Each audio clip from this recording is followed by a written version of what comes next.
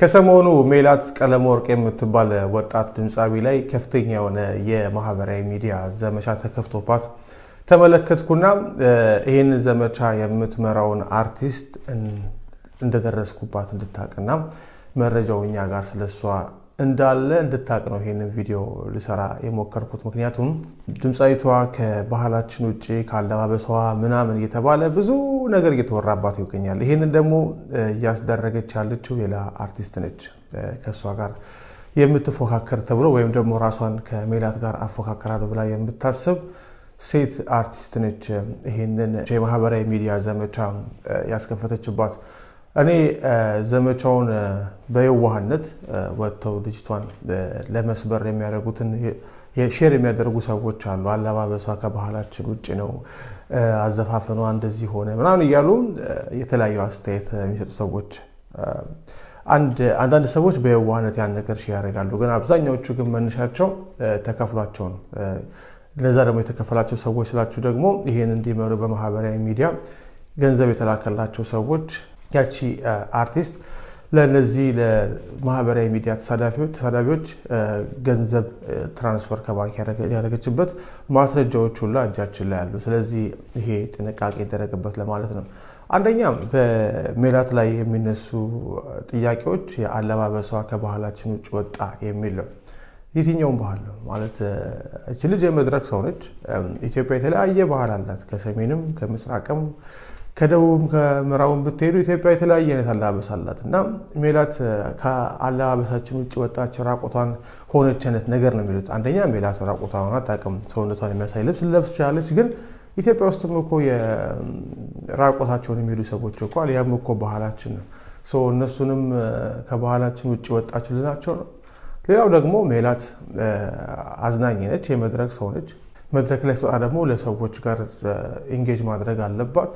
ከአድናቂዎቿ ጋር ከሚወዷት ሰው ጋር እነሱን ለማዝናናት መድረክ ላይ እስከወጣች ድረስ ትኩረት የሚስብ ነገር አድርጋ ብትወጣ ምንም ኢንተርቴንመንት እኮ ነው ይሄ ነገር እና ሊያሰድባት ሊያስተቻት የሚገባ ነገር አይመስለኝም። ምክንያቱም ብዙ የመድረክ ባለሙያዎች እንደሚናገሩት አንድ አርቲስት መድረክ ላይ ሲወጣ በራስ መተማመን ስሜት ሊኖረው ይገባል። የሰውነት እንቅስቃሴው ያማረ ሊሆን ይገባል። ከዘፈኖቹ ጋር የሚሄዱ ነገሮችን ማድረግ አለበት።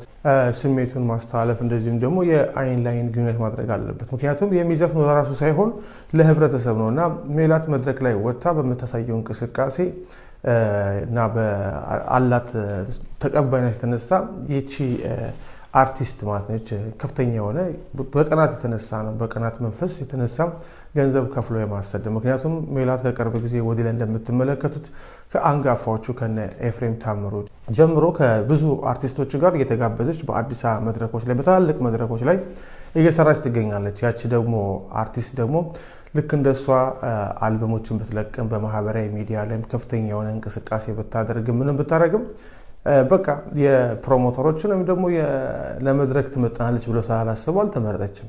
ስለዚህም ያለው አማራጭ ሜላትን መምታት ነው። ሌላው ደግሞ ጥንቁልናም እዚህ ጋር እጅ አለበት። ጠንቋዮቹ አንዳንድ ጊዜ ከሌን ካላጠፋሽ ከሌን እንትን ካለ ኬሪየርሽን ትገልብሻለች ምናምን ተብሎ ይናገራሉ እና እቺ አርቲስት ደግሞ ባለኝ መረጃ ማለት ነው ለጊዜው ስም አልጠቅስም፣ ግን ቀኑ ከደረሰና የማይቆም ከሆነ ይሄን ነገር ለማጋለጥ ይላሉ። ጠንቋይ ቤት ተሄዶ ያ ጠንቋይ እቺን አርቲስት ካላጠፋሽ ያንቺ ከሷ በታች ሆነሽ ነው የምትቀሪው ተብሎ ስለተነገራት ነው የወላ በማህበራዊ ሚዲያ ላይ ዘመቻ ያስከፈተችባት። ገና የሃይ ስኩል ተማሪ ያለው የኢንተርቴንመንት ጋዜጣ ነበረና ማዶና ሚል ጋዜጣ እዛ ላይ ምክትል አዘጋጅ ሆኜ ይሰራ ነበርና በወቅቱ የተለያዩ አርቲስቶችን ኢንተርቪው አደርግ ነበርና ኢንተርቪው ሳደርግ ሁለት የተለያዩ ካህንስ አካባቢ የምሽት ክበብ ያላቸው ድምፃኖች አሉና አንዷን ኢንተርቪው ያደረኳት እያለ በኢንተርቪው መካከል ላይ ከተፎካካሪዋ ባለ ክለብ ጋር ምን ትለኛለች? እሱ እኮ ጠንቋይ ነው፣ ጠንቋይ ቤት እየሄደ ነው እንደዚህ ያለፈለት ምናምን ብላ በኢንተርቪው ውስጥ መገለጽ የሌለበት ነገር ምናምን ነገረች። ከዛ እኔ ደግሞ ገርሞኝ እሱ ጋር ደግሞ ሄጄ ደግሞ ጠንቋይ ቤት ትሄዳለህ ተብላ እንደዚህ ብላለች እና አንተ ምን ምላሽ አለ ብዬ እሱን ጠየቅኩት። እሱ ደግሞ ታለኝ እሷ ቤቷ ገበያ እንዲኖራት ጠንቋይ ቤት ሄዳ እንትን በግ ከነነፍሱ ቀበሪ ተብላ ቤቷ በር ላይ መግቢያ ላይ በግ ከነነፍሱ ቀብራለች በጠንቋዩ ትእዛዝ ምናምን ብሎ እሱ ደግሞ ሌላ ምላሽ ሰጠኝና እንግዲህ ሁለቱም የሚያውቁትን ነገር ነው ዛሬ ያዘረገፉት ወይም ደግሞ ሌላ ከጀርባ ያለውን ነገር አላውቅም። ግን እንደዚህ ምን ያክል ጠንቋይ ቤት ድረስ ይሄዱ እርስ በርሳቸው እንደሚወነጃጀሉ አንዱን ለማጥፋት ምን እንደሚያደርግ ይሄ ማሳያው ናቸዋል። ስለዚህም አሁንም ሜላት ቀለመወርቅ ላይ የተከፈተባት ዘመቻ ከዚህ የተለየ አይደለም። ጠንቋዩ እቺን አርቲስት ሜላትን ካላጠፋሽ ወይም ደግሞ እሷ እስካለች ድረስ አንቺ በርተሽ አትታይም ስላላት ብቻ በማህበራዊ ሚዲያ ከፍተኛ ገንዘብ በመመደብ እያሰደበቻት ትገኛለች።